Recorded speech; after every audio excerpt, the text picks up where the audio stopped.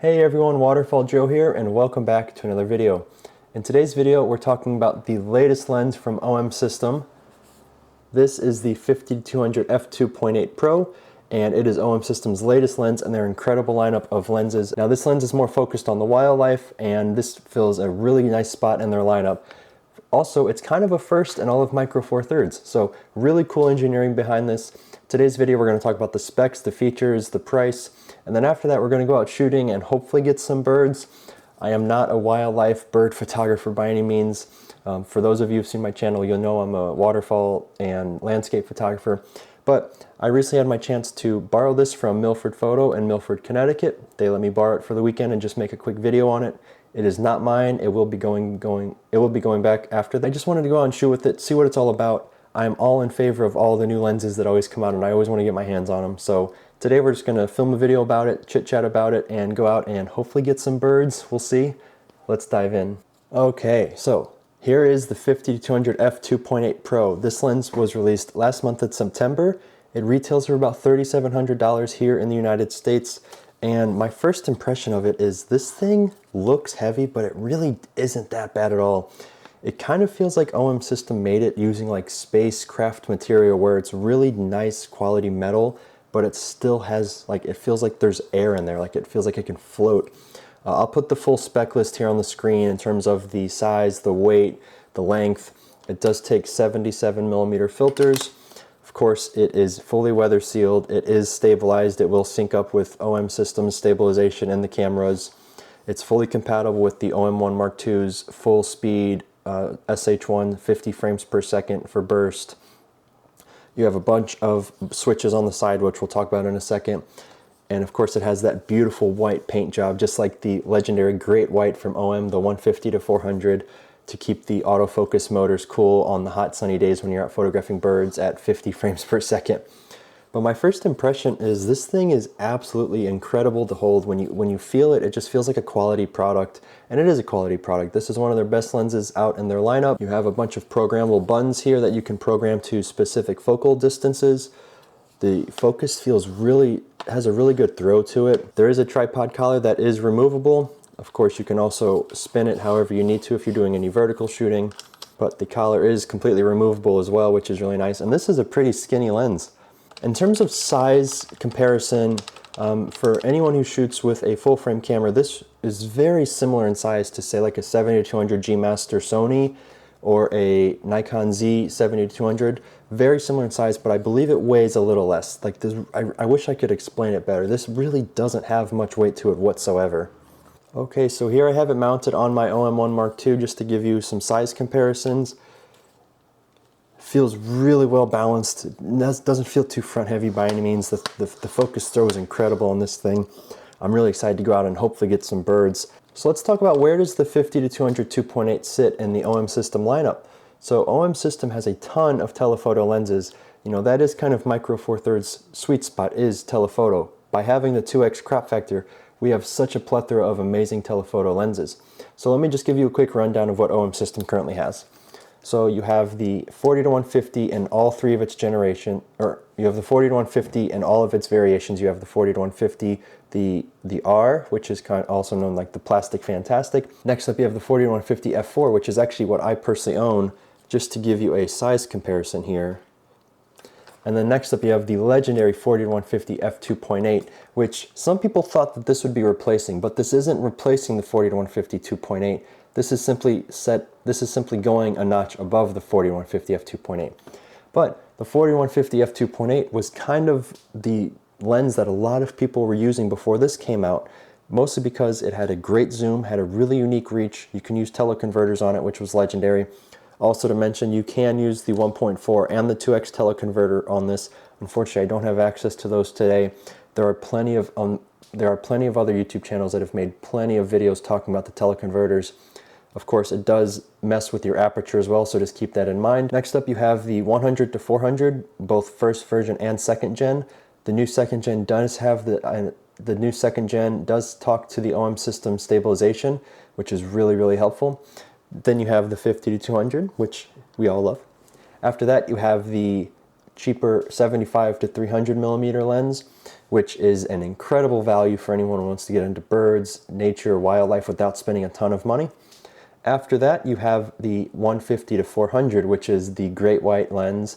That is the lens that everyone who's into birds uses. That is OM System's finest lens, in my opinion. It does come with the hefty price tag, but it is some of the highest quality glass you will find. And then at the very end, you have the OM System 150 to 600, which is the largest zoom lens that you can get. And if we do our multiplication, that's actually a 300 to 1200 millimeter lens, which is the largest zoom available on the market from anyone right now, which is really cool. So with that being said, OM System has a huge lineup of telephoto lenses, and this fits perfectly in there, right there in the higher end market. All right, so I have the side of the lens here with all of its buttons and switches to show you. There is also the lens hood on.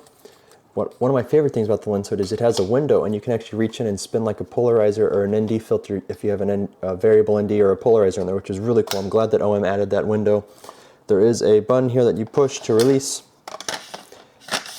Clicks on, very satisfying, and you know it's on there. You can still actually access your zoom with the lens hood on, which is really nice that they did that. On the side here, you have a bunch of switches and buttons and everything, so let's talk about that. On the top, you have your focus limiter. So of course, if you have no obstacles in your way, just leave it on full. There's also 0.78 to 3 meters. So this is if you're doing anything close where you don't want it to focus on the distance. And the next one you have is 3 meters to infinity. So 3 meters to infinity would mean if you're out photographing in the backyard and let's say there's like a bush in the way, or if you're at like a soccer game and someone's kind of in your way, this will restrict it to where it only focuses past 3 meters. So I always like to tell people, if you're photographing something and there's a lot of bushes and branches in the way, you probably want to set it to this so it doesn't focus too close on accident. Next up, of course, you have autofocus, manual focus. Below that, you have your IS on and off. So down here, this is a focus preset switch. So I believe you can program these buttons here to a specific focus distance. Another really cool feature of this is it has a built-in Arca Swiss plate into the tripod collar. So you don't have to attach any other plates unless you're using Manfrotto or anything.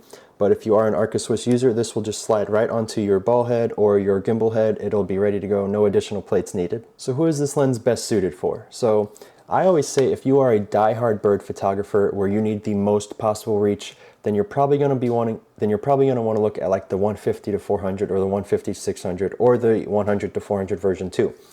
Now, if you're someone who's out hiking and you want to just maybe get some birds out in the forest and you don't want to be weighed down by a humongous lens, then this is the lens for you. In my opinion, I think that this would be one of the finest safari lenses. If you're going to Africa on a safari, this would be an excellent lens for you because at 50 millimeters or 100 millimeters, you can pull it back if the animals are pretty close, and then you can zoom into 200 millimeters or 400 millimeter equivalent, and that'll really get you that distance if you need to. All right, everyone, that's enough chit-chatting about the lens and its specs and all that stuff. That's the boring stuff. How about we go out and take some photos with this? So I'm gonna head down to the coast with my friend Tom. Some of you might know him from Lisa Tom Photo, some amazing OM System ambassadors also here in Connecticut. And we're gonna go out and take some photos, see if I can find some birds, see if I can see something with this lens. So I will see you guys out there.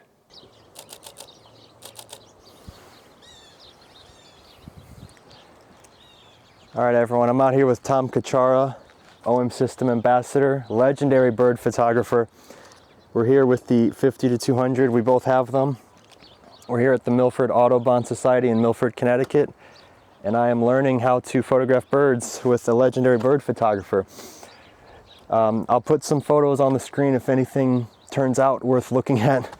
But other than that, I'm having a great time with this lens, and I can't praise OM enough for making a high quality lens like this. So Tom told me a valuable lesson when using a lens like this. You want to support the lens by the lens itself or the tripod collar, and you don't want to just hang it off your camera like this. It's a lot of weight on the front and you might damage the mount and the ceiling. So certainly with these larger lenses, you want to hold it by the lens or the tripod collar. Other than that, we're out here in the forest right now. Gonna have to crank up the ISO a little bit, drop the shutter speed just so the photos aren't too dark. But yeah, first time out birding. Let's see what happens.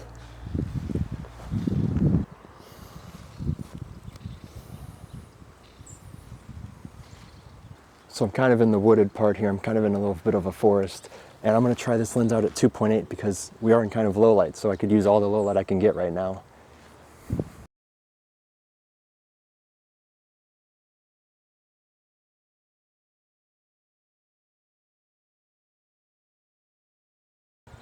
So right behind me in this tree, there's all sorts of birds. I'm not going to pretend that I'm a bird specialist. I'm not sure what species this is, but we are going to take some video and we're going to take some photos and see how this thing does.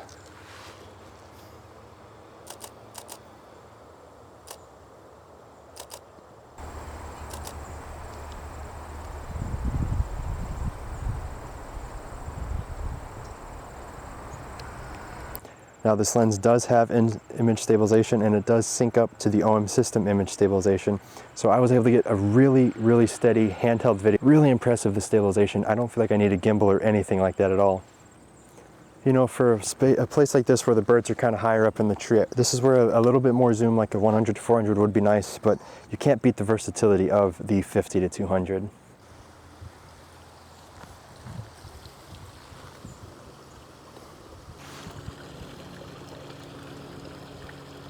So a really cool experience out here at the Milford Audubon Society with the 50 to 200. Behind me you can see we have a group of people. They have a really cool bird bath set up and there's all sorts of variety of birds. I won't even try to name them, but just having a great time with the 50 to 200. I did put it on silent sequential just so I wasn't being too loud. We've been here for about 30 minutes. I've shot 1,000 pictures already. Yeah, so I'm gonna have to go back through and be very selective with what ends up in Lightroom for editing. But this has just been such a fun time with the 50-200. We're gonna carry on and find some more birds to shoot.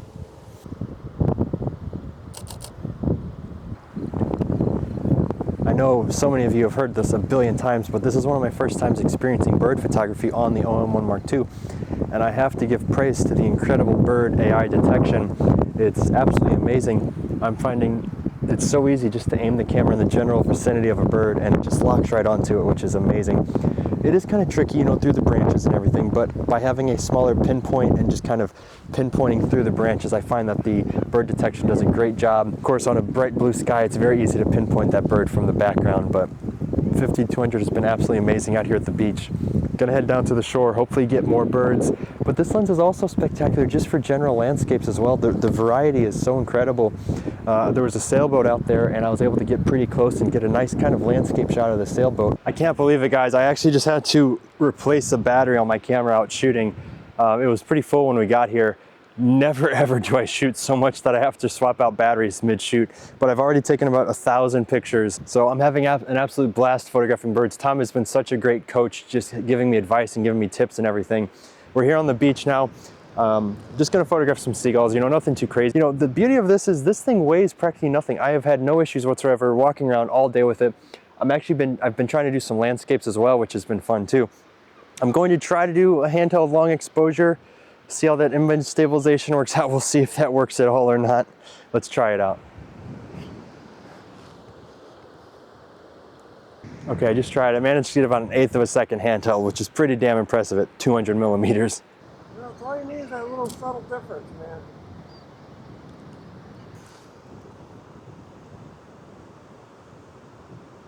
All right, everyone, so Tom and I are having a great time here at the beach with the 50-200, enjoying watching the birds drop the rocks and everything. This is my first time with the lens. He's played with it a little bit more. Tom, what are your thoughts on the 50-200? I love this lens. I think it's one of the best lenses they've ever made outside the 150 to 400. But this is completely weather sealed. The image stabilization is 7.5 stops. You can focus stack, you know, at 1/20th of a second handheld. High res, 1/10th of a second handheld I've used. It's weather sealed, and I love this hood because it's got like a little window and a door. You know, so you can turn the polarizer if you want to use a polarizer. But if you're in the market of buying one, I would really get it, and you will not be unhappy purchasing this. Thank you, Tom. All right, everyone, so we're going to wrap up today's video with the 50-200. I hope you have enjoyed. This was kind of a new experience for me doing birds. Tom is a pro bird wildlife photographer, but this was kind of out of my element for me. So I hope there was some worthwhile photos throughout the video, if that means I did a good job. Let me know what you think of this lens. Let me know what you think of the video. And if you're new to the channel, hit the subscribe button. Thank you so much for watching. I will see you guys in the next one. This is Waterfall Joe. Have a great day. Go chase some birds. And a big thank you to Tom for being my photo guide, my photo coach, showing me this great spot. Check out Lisa and Tom Photography. I'll link everything down below. Check them out. Have a great day.